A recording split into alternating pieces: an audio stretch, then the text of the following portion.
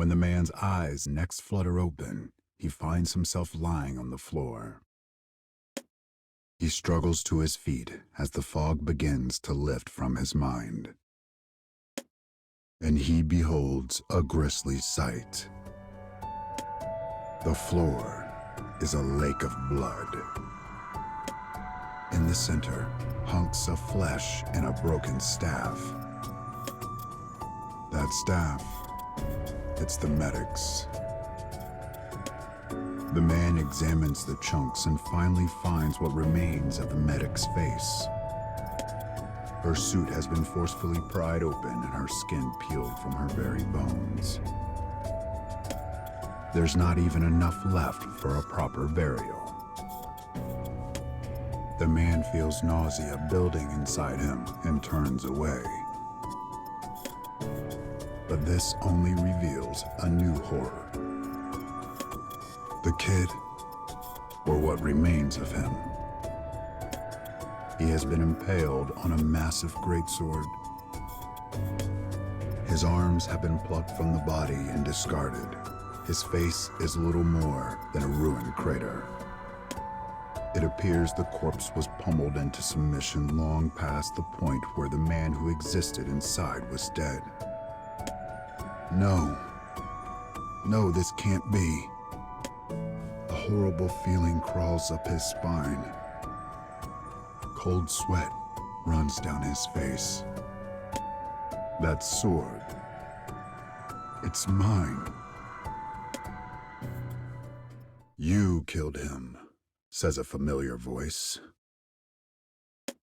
The man whirls around to find the commander. I killed him? His mind rejects this fact, as does his heart. But he cannot deny his bloody hands, or his black suit, which is now of vivid red. I did this. Oh God, I did this. Calm yourself. You are not to blame here. The commander proceeds to tell him everything.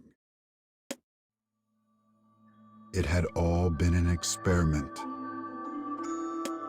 Command had set up the Flower's surprise attack, and once it was over, they deprived the prisoners of consciousness and had them fight to the death.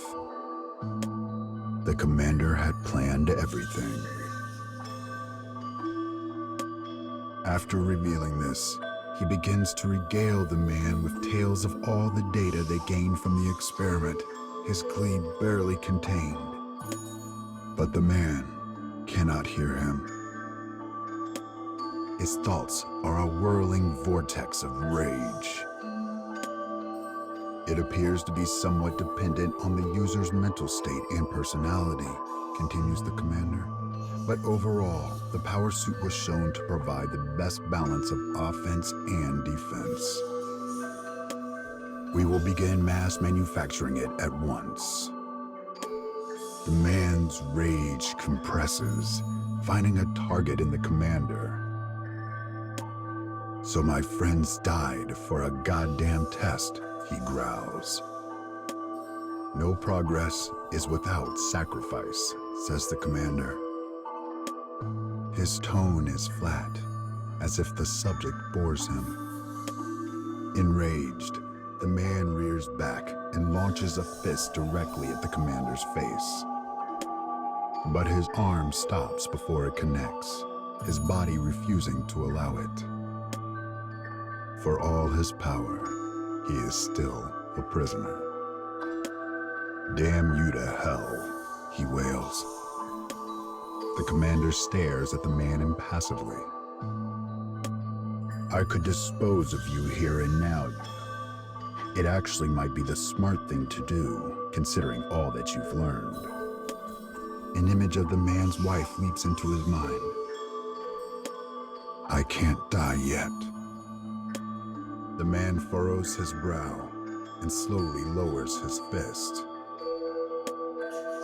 Good. What happened here today will be our little secret. We expect great things from your tenacity, prisoner. No sacrifice is too great if it means victory over the flowers. This said, the commander collects some bits of suits into parts.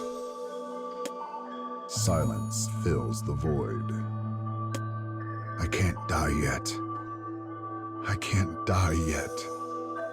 I can't die yet. The man repeats these 4 words over and over. I have to live for her. And the more of us who wear these suits, the more of us who will survive.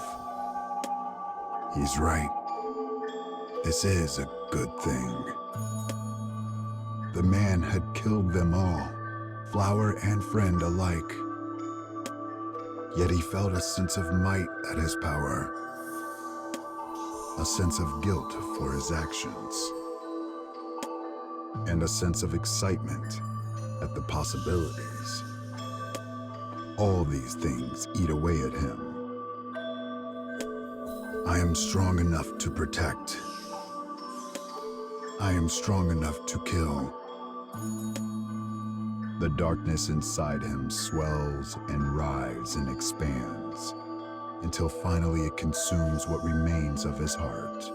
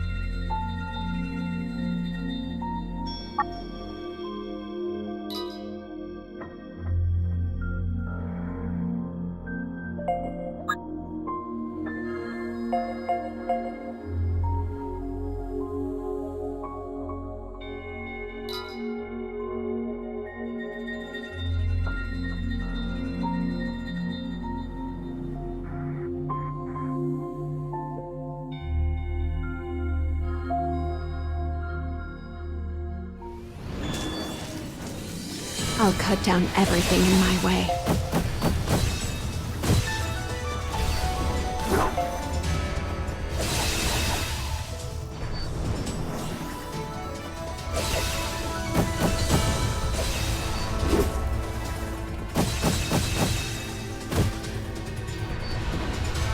More of you?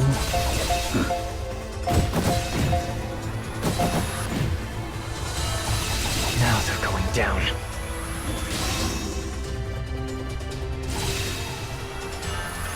We won't lose.